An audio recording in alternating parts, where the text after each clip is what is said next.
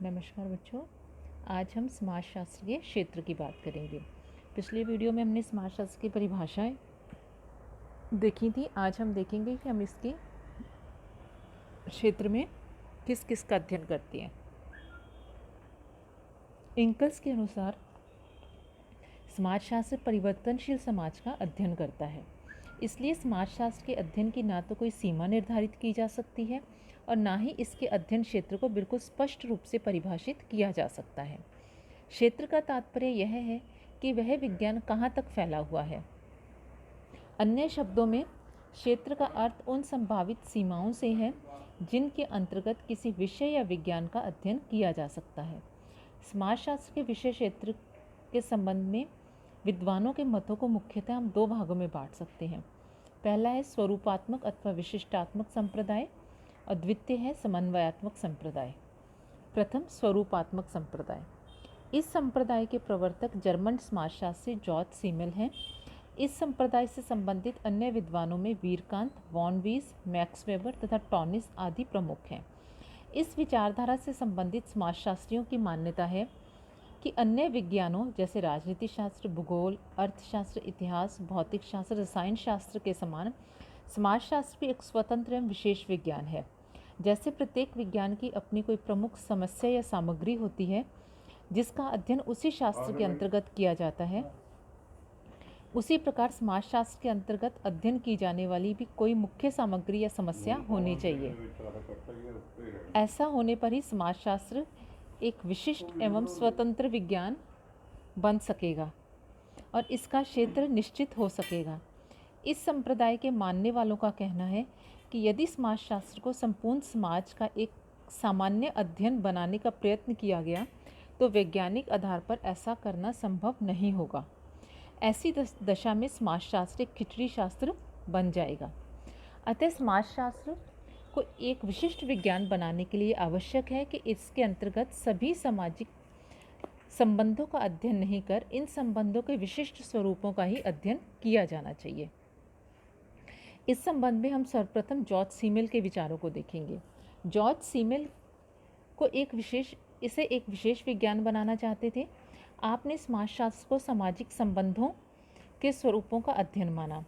इनके अनुसार यदि अन्य विज्ञानों के समान समाजशास्त्र भी सामाजिक संबंधों की अंतर्वस्तु का अध्ययन करेगा तो एक विशिष्ट विज्ञान नहीं बन सकेगा। अतः समाजशास्त्र को सामाजिक संबंधों के स्वरूपों का ही अध्ययन करना चाहिए। इनके अनुसार सभी भौतिक एवं अभौतिक वस्तुओं का अपना एक स्वरूप और एक अंतर्वस्तु होती है जो एक दूसरे से भिन्न होते हैं। स्वरूप और अंतर्वस्तु का एक दूसरे पर कोई प्रभाव नहीं पड़ता। उदाहरण के रूप में 3 एक से स्वरूप वाली बोतलों में से एक में पानी, दूसरे में दूध और तीसरे में शराब भरी जाए तो पानी, दूध और शराब का बोतलों के स्वरूप और उनके स्वरूप का बोतलों की अंतर्वस्तु पर कोई प्रभाव नहीं पड़ेगा।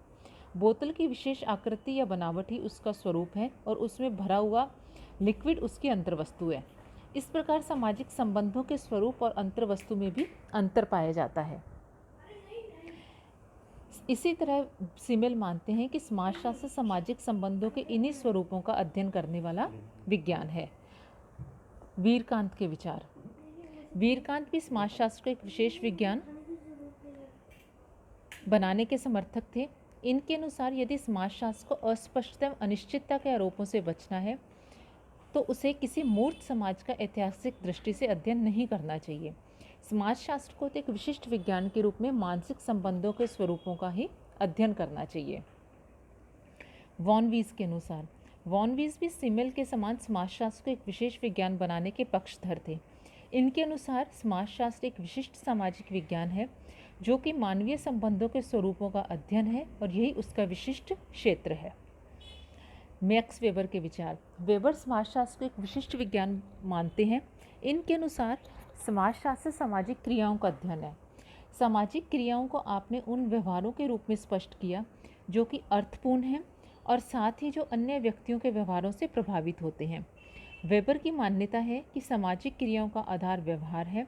अतः समाजशास्त्र का कार्य सामाजिक व्यवहार को समझना और उसकी व्याख्या करना है।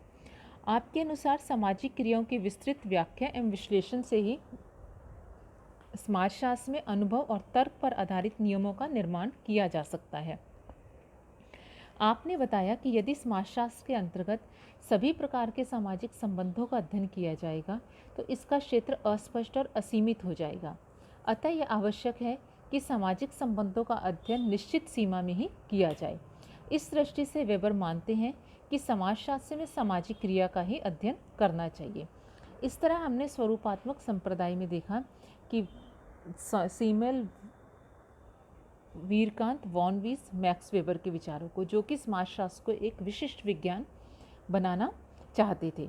इस संप्रदाय के अनेक विद्वानों द्वारा आलोचना भी की गई, जिसमें फिचर कहते हैं कि इन्हें समाजशास्त्री नहीं कहकर सामाजिक दार्शनिक कहना ठीक होगा, क्योंकि इन्होंने सामाजिक जीवन की व्यवहारिक प्रकृति को समझने का प्रयत्न नहीं किया। इस संप्रदाय की जो प्रमुख कमियां हैं वो हैं, स्वरूपात्मक संप्रदाय से संबंधित विद्वानों का यह कहना गलत है कि सामाजिक स्वरूपों का अध्ययन किसी अन्य विज्ञान के द्वारा नहीं किया जाता, अतः समाजशास्त्र को एक नवीन विज्ञान के रूप में इसका अध्ययन करना चाहिए। यह कहना निराधार है। सामाजिक संबंधों के बहुत से स्वरूप जैसे प्रभुत्व, सत्ता, शक्ति, स्वामित्व का अध्ययन कानून शास्त्र में भी काफ़ी व्यवस्थित रूप से किया जाता है। सेकंड, इस संप्रदाय के समर्थकों ने स्वरूप एवं अंतर्वस्तु में भेद किया और उन्हें एक दूसरे से पृथक माना, लेकिन सामाजिक संबंधों के स्वरूप तथा अंतर्वस्तु को एक दूसरे से पृथक करना संभव नहीं है। भौतिक वस्तुओं में तो हम ऐसा कर सकते हैं, लेकिन अभौतिक वस्तुएं जो कि अमूर्त होती हैं उनमें हम इस तरह का भेद नहीं कर सकते। दूसरा संप्रदाय है समन्वयात्मक संप्रदाय। इस संप्रदाय के प्रमुख समर्थकों में सोरोकिन, दुर्खिम, हॉबहाउस, गिन्सबर्ग आदि के नाम विशेष रूप से उल्लेखनीय हैं, जो कि समाजशास्त्र को एक विशिष्ट विज्ञान बनाने की बजाय एक सामान्य विज्ञान बनाने के पक्षधर थे। इन विद्वानों के अनुसार समाज के संबंध में संपूर्ण ज्ञान प्राप्त करने के लिए समाजशास्त्र के क्षेत्र को केवल सामाजिक संबंधों के स्वरूपों तक सीमित नहीं रखा जा सकता। इसे तो संपूर्ण समाज का सामान्य अध्ययन करना है। इस संबंध में इस समर्थकों के विद्वानों का विचार है, जिसमें हम हॉबहाउस के विचार देखेंगे कि इंग्लैंड के समाजशास्त्री हॉबहाउस समन्वयात्मक संप्रदाय के प्रमुख समर्थक हैं। इनके अनुसार समाजशास्त्र को अन्य सभी सामाजिक विज्ञानों के प्रमुख सिद्धांतों एवं सार तत्वों के बीच पाए जाने वाले सामान्य तत्वों का पता लगाना और उनका सामान्यीकरण करना है। समाजशास्त्री यह कार्य निम्नलिखित प्रकार से करता है। प्रथम, सभी सामाजिक विज्ञानों के प्रमुख धारणाओं के सामान्य स्वरूपों की जानकारी प्राप्त करके। द्वितीय, समाज को स्थायी रखने तथा बदलने वाले कारकों को ज्ञात करके। तृतीय, सामाजिक विकास की प्रवृत्ति एवं दशाओं का पता लगाकर। यह सब कुछ उसी समय संभव है जब समाजशास्त्र को एक सामान्य सामाजिक विज्ञान के रूप में मान्यता दी जाए। द्वितीय है दुर्खिम के विचार। फ्रेंच समाजशास्त्री दुर्खिम ने भी समन्वयात्मक विचारधारा का समर्थन किया। इनके अनुसार एक सामान्य समाजशास्त्र का निर्माण करना संभव है, जो विशिष्ट विज्ञानों के विषय क्षेत्रों के नियमों पर आधारित अधिक सामान्य नियमों से मिलकर बना हो। यही सामूहिक रूप से सामाजिक जीवन के विभिन्न पक्षों का प्रतिनिधित्व करते हैं। दुर्खिम के अनुसार हमारा विश्वास है कि समाजशास्त्रियों को विशिष्ट विज्ञानों जैसे कानून का, इतिहास, प्रथाएं, धर्म, सामाजिक अंकशास्त्र, अर्थशास्त्र आदि में किए गए अन्वेषणों से नियमित रूप से परिचित रहने की बहुत अधिक आवश्यकता है, क्योंकि इनमें उपलब्ध सामग्रियों से ही समाजशास्त्र का निर्माण होना चाहिए। दुर्खिम समाजशास्त्र को सामान्य विज्ञान बनाने के पक्षधर है, परंतु इन्होंने यह भी स्पष्ट किया कि पहले समाजशास्त्र को एक विशिष्ट विज्ञान बनाना है, ताकि यह अन्य सामाजिक विज्ञानों के समान अपने स्वतंत्र नियमों का विकास कर सके। इसके बाद इसे एक सामान्य विज्ञान के रूप में अन्य विज्ञानों के साथ समन्वय स्थापित करना है। अतः आपने समाजशास्त्र में सर्वप्रथम उन सामाजिक तथ्यों के अध्ययन पर बल दिया जिनसे सामाजिक प्रतिनिधान का निर्माण होता है। इनके अनुसार समाजशास्त्र सामूहिक प्रतिनिधानों का विज्ञान है। सामूहिक प्रतिनिधानों से दुर्खिम का तात्पर्य प्रत्येक समूह या समाज में पाए जाने वाले विचार, भावना, धारणाओं के एक सेट से है, जिन पर व्यक्ति अचेतन रूप से अपने विचारों, मनोवृत्तियों, व्यवहार के लिए निर्भर करता है। अब हम सोरोकिन के विचार देखेंगे। सोरोकिन भी समाजशास्त्र को एक सामान्य विज्ञान बनाने के पक्षधर है। इनके अनुसार मान लीजिए यदि सामाजिक घटनाओं को वर्गीकृत किया जाए और प्रत्येक वर्ग का अध्ययन एक विशेष सामाजिक विज्ञान करे, तो इन विशेष सामाजिक विज्ञानों के अतिरिक्त एक ऐसे विज्ञान की आवश्यकता होगी जो सामान्य एवं विशेष विज्ञानों के संबंधों का अध्ययन करें। कोई भी सामाजिक विज्ञान पूर्णतः स्वतंत्र नहीं है, प्रत्येक को किसी न किसी रूप से अन्य पर निर्भर रहना पड़ता है। इसका कारण यह है कि प्रत्येक विज्ञान द्वारा समाज जीवन के एक पक्ष या एक विशिष्ट प्रकार की घटनाओं का अध्ययन ही किया जाता है, जबकि विभिन्न घटनाएं पारस्परिक रूप से एक दूसरे को प्रभावित करती हैं। अतः एक ऐसे सामान्य विज्ञान की आवश्यकता है जो विभिन्न सामाजिक विज्ञानों के निष्कर्षों में समन्वय स्थापित कर सके, ताकि समाज को समग्र रूप से समझा जा सके। इस संप्रदाय की भी अनेक विद्वानों द्वारा आलोचना की गई।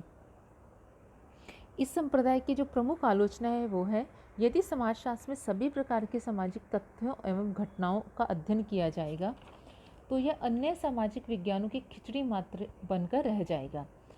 यदि समाजशास्त्र एक सामान्य विज्ञान होगा तो इसका कोई अपना स्वतंत्र क्षेत्र नहीं होगा। यदि समाजशास्त्र में हम सभी प्रकार के सामाजिक तथ्यों और घटनाओं का अध्ययन करेंगे तो ऐसी स्थिति में किसी भी तथ्य या घटना का पूर्णता के साथ अध्ययन करना संभव नहीं है। और चौथा, यदि समाजशास्त्र विभिन्न सामाजिक विज्ञानों का योग या संकलन मात्र होगा तो इसकी अपनी कोई विशिष्ट निश्चित पद्धति विकसित नहीं हो पाएगी। तो आज हमने इसके क्षेत्र की बात की। धन्यवाद।